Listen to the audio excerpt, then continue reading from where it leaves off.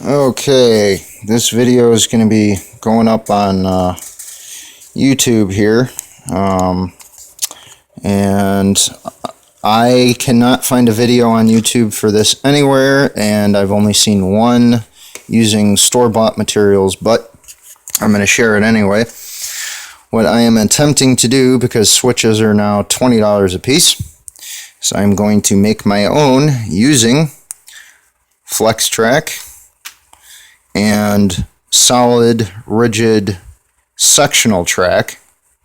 And what I have gone and done, according to what I've seen done for homemade track and homemade materials, is I've already cut and aligned my two pieces of track, and this is just Atlas Code 80 track. I have taken out a section of rail, which is right here, and this section of rail used to go in here. This is 11-inch radius, or well, 22-inch radius, and this piece of Flex-Track, which is 7 inches, I cut it longer to be safe, and I've taken this out.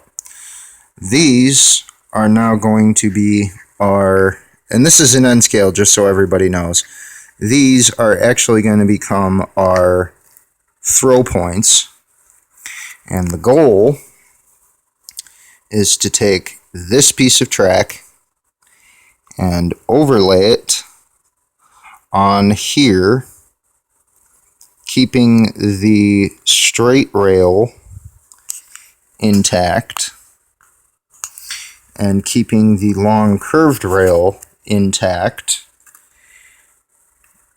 This section here will become our frog point, which we will file, cut, solder, and then insulate with epoxy.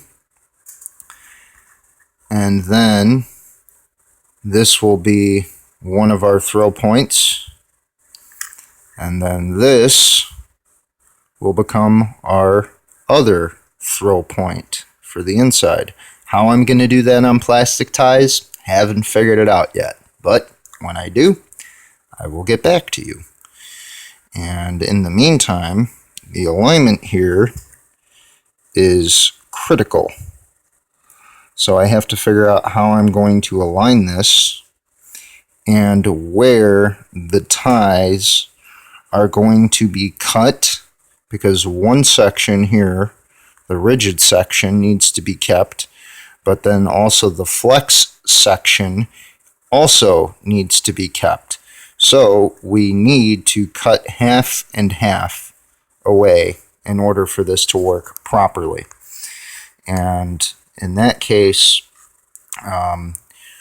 when we go and cut this, we're still going to have two separate pieces. So the only way to do this correctly is, once those ties are cut, is to epoxy the first piece down onto a piece of cardstock, and then cut the ties accordingly and epoxy this piece down onto the same piece of cardstock, which we're going to do.